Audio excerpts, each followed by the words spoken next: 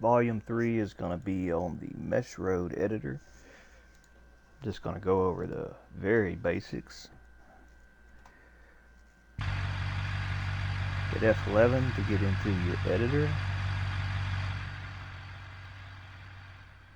And in case you don't have the things you need, come up to Window and turn on the inspector and the scene tree. Anything you create will always appear in your scene tree under the player, and after you reload your game or your level in the editor, you'll see it move up above the player. On the right side is the inspector. This is what will give you all these settings you can change for the Mesh Road. So in the top up here at the Mesh Road editor, select it and note the default width and depth. This will be the global width and depth for the segments that you create, but you can change them at any time when you're editing it. To get started, and make sure the Mesh Road is selected, and hit Alt to get your first node. While holding Alt, left click and move the mouse to see the first segment, and you can position it, move it wherever you want, or lengthen or shorten it. But when you're satisfied, hit the left click again and release the Alt button. This is your first segment of Mesh Road. It's flat. It's just a first beginning node and an ending node. The nodes, as you select them, will be white. When they're unselected, they are red. Let's change the texture of this Mesh Road so we can better see the nodes. With the Mesh Road editor selected, select the Mesh Road, and in the inspector, come over to the top material, click this button, and come down to Track Editor Grid. Do the same for the side, and you can just make the bottom the same or pick a different color. I prefer to use a different color to not confuse the top with the bottom. To continue editing this track with the Mesh Road editor selected and the Mesh Road selected, hold down the Alt key and you will see where it will allow you to continue on from your last point. While holding Alt, you can continually left click. If you make a mistake, you can hit Control Z to backspace.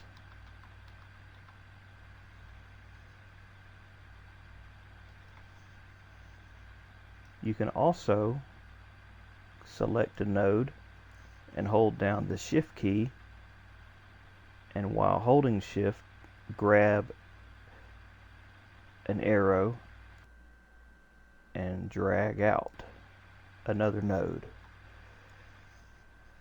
These arrows, I believe, are called handles. You have 3 handles.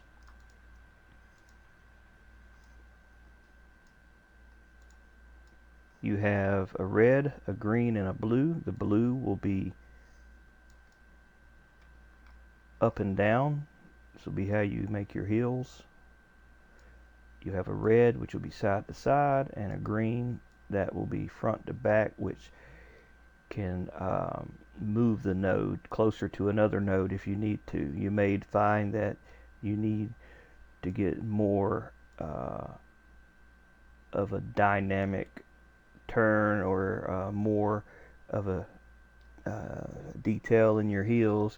You can add a node by holding Alt and left clicking on the track. It will insert a new node where you click.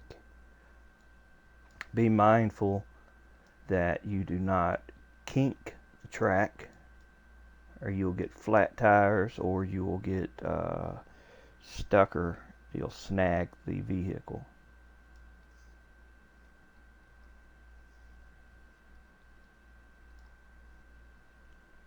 So let's do this together here. If I didn't say already, WASD are the controls to fly around. If you were in your car mode, you just hit Shift C to get your free camera, and you can WASD to move around, or hold Shift and WASD to fly even faster. You can also increase the speed here at the camera speed at the top. So let's do this quick exercise, and I will show you how, when making a basic track with hills, how to make it smoother. So with the mesh road editor selected, press Alt to get a node, and left click, and left click, and left click, and release Alt, just to get a segment with a couple nodes in the middle. Let's change this texture to another color. Track editor grid.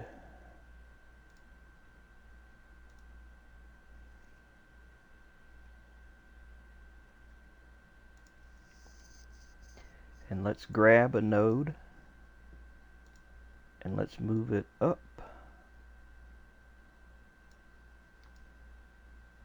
And note,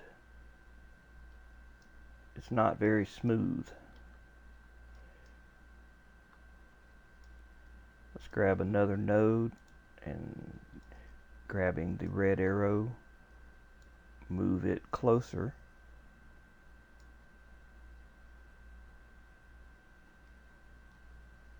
It doesn't have to be exact. I'm just showing you that it's not very smooth.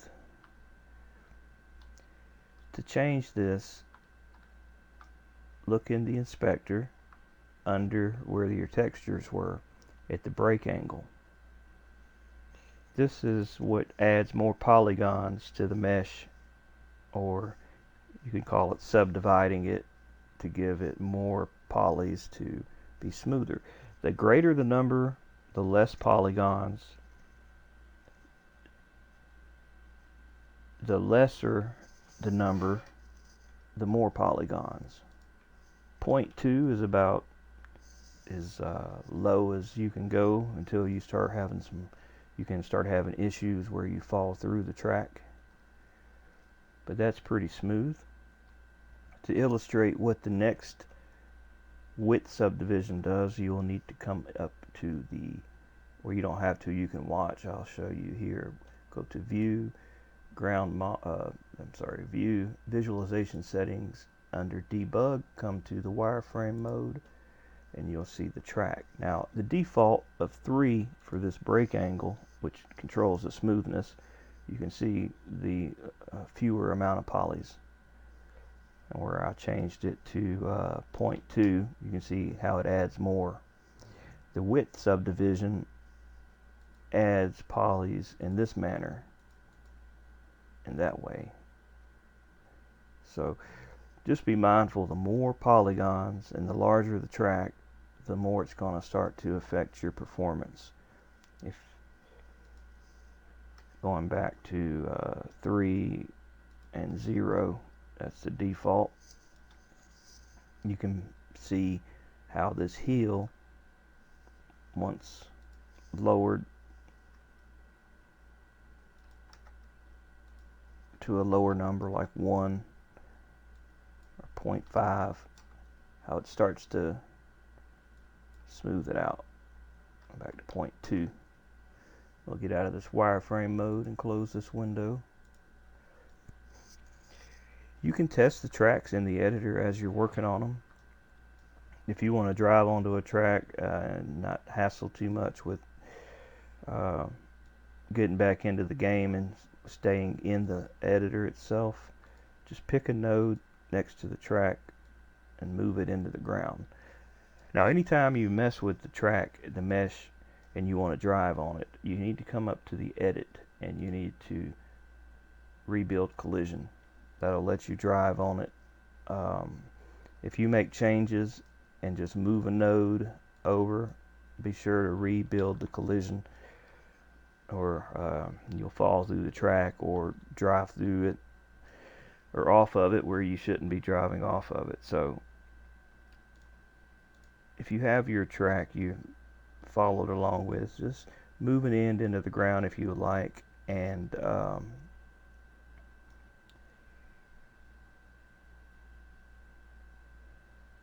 go to your car and drive over to it. Now to drive to it, you're going to have to be sure that the little car icon here is enabled to drive in the editor.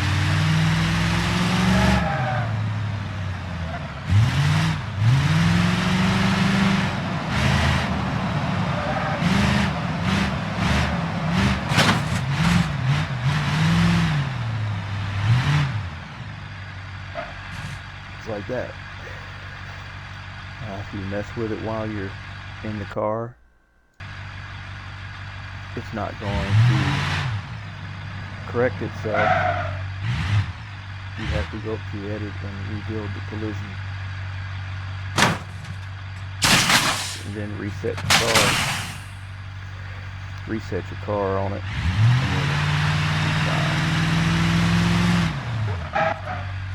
hit Shift C to get out of your car, and I'll show you how to do some turns, some banks. So far all we have been using is the translate key, which is left and right, forward and back, and side to side. Now I'll show you how to rotate the track. So we'll continue on this track in the mesh road editor selected. With the track selected, we'll hit Alt and we will make a turn.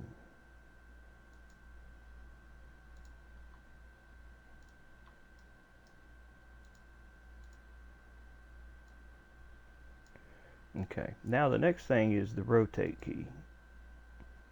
You can rotate a track by selecting a node, but instead of seeing the handles, you're going to see a gimbal with red and green and blue lines. The blue doesn't do a whole lot. In most cases it doesn't do anything, but the red and the green will rotate the track, give you like an embankment. You can do this wherever you want, of course.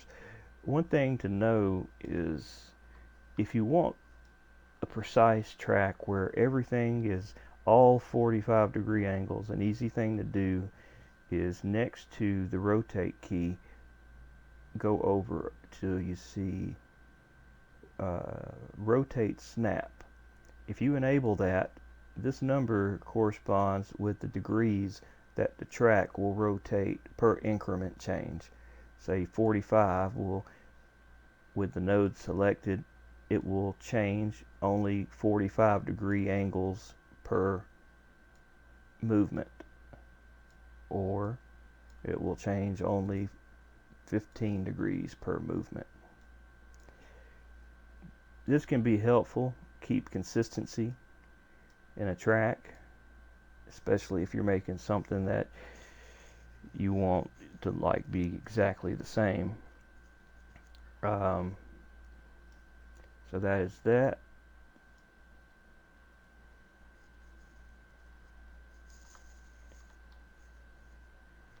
The next thing I want to tell you is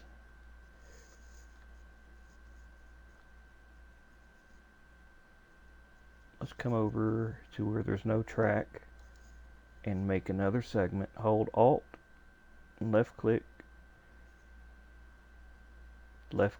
release Alt.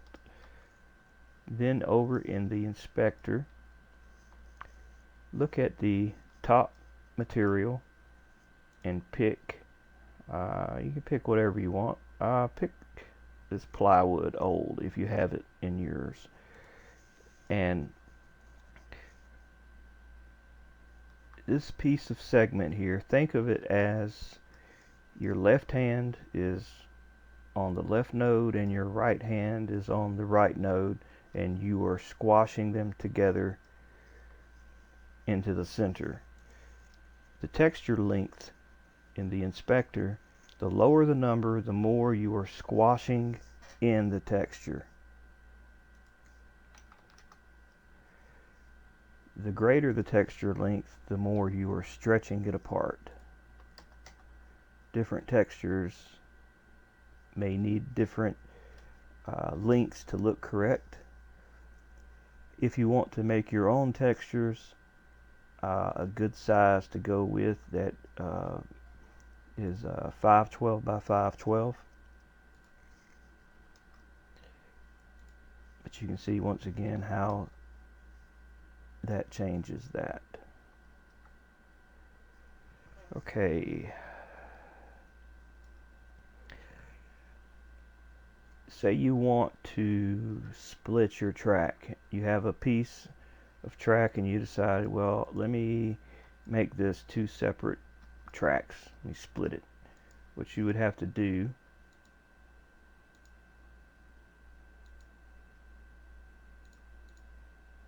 is in the mesh road editor, you would find the node that where you would like to split your track at. Select it, and up here in the inspector, split mesh road. You'll have to give the split section a texture again, but you can pick different textures. You don't have to. You can have a lot of different textures for different types of tracks. Now, something that's really important if you want different surfaces. Say you're making a dirt road, and let me see if there's something in here.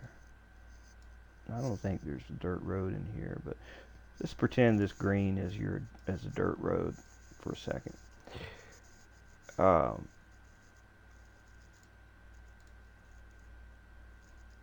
Track Editor Grid is the name of the texture. Come back to the window, and the material editor you will need to open. Up here at the search, type the name of the texture that you would like to give a feature to. You can start typing it and then hold the arrow down to scroll through it. This is Track Editor Grid. Now at the very bottom in this material, you'll see additional info.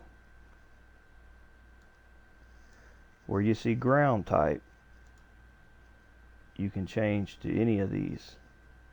And this will make that texture, wherever it is applied in your level, it will make it whatever you want it to be. Slippery snow, wood, sand, ice, plastic. There's a lot in here. So not to get too much into the materials, just keep that in mind, that the top material that you have assigned to your track, and if you got different materials, each one can have its own unique properties for surface type. But if you want one track to have like 3 or 4 different surface types, you will need to split it 3 or 4 times and have the different textures for each one. Be sure that once you select the surface that you pick save right here. You save that material. Then you can close your editor. You can also hold the left mouse button on the top and you will note these orange boxes that appear when moving around this box. You can dock this by moving it over until an area is orange, and it will now dock it to this. You can also dock it to the inspector so that this window now has the inspector and the material in there, which is convenient and what I prefer to do, to switch between what I'm doing. Like, it's just more convenient and it's easier for me to do. I can't think of a whole lot more at this point to tell you about the track editor. I mean, there's a lot more you can do with it, obviously. One thing I may not have said is, while in the Mesh Road editor with the track selected, you can select a node, and in the inspector you can change the node width individually to different widths, or you can say Control A and change them all at the same time. Up to a maximum of 50 is the maximum width you can make a track. Now you can see also the depth of the track can be changed individually or all at one time if you want to do something with the thickness of the track.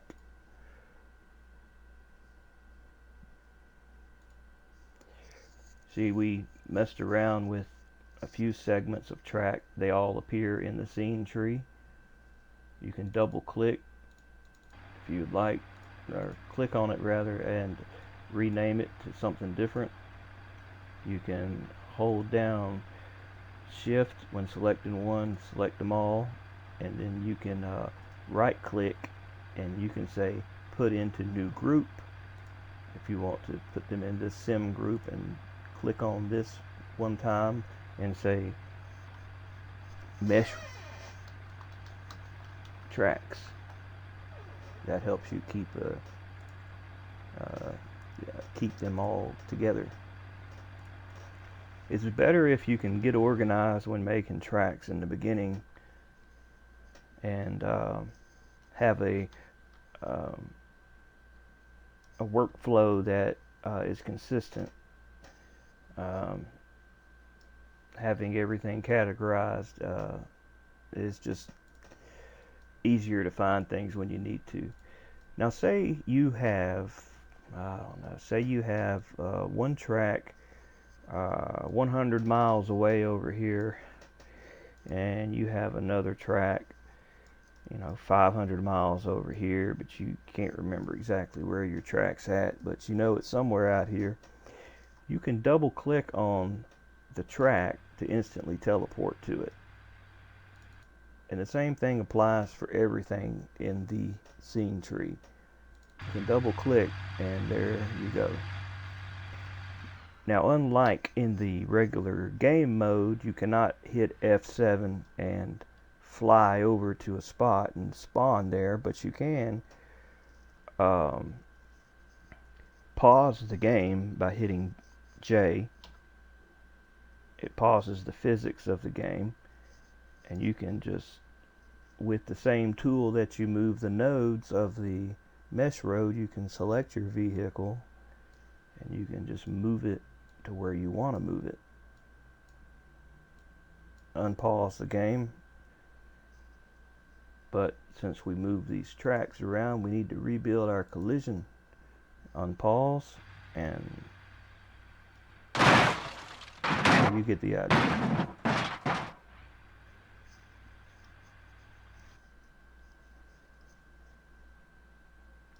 I can't think of anything else.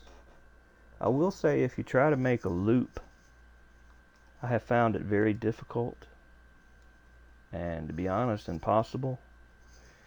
I may not be that skilled of a loop maker, but I find it very difficult. What I find happens is my track ends up twisting and contorting as I'm trying to move my nodes around. I won't sit here and try to make one now because I I can't do it. I did make a loop in Blender and got it into the game, and interestingly, I don't know if this is just a known thing, but I could not get any vehicle fast enough to complete a loop without popping a tire. And if it didn't pop a tire, it was not getting enough speed to get around the loop. So I was like, well, maybe the loop's too big. So I made the loop smaller and gave it less speed. And I said, well, it won't pop a tire. But since it was smaller, it ended up hitting the bumper and the front of the car. So I thought it was pretty challenging. I've not been able to successfully make one. Maybe someone out there can and has better luck than me. But I can't think of anything else.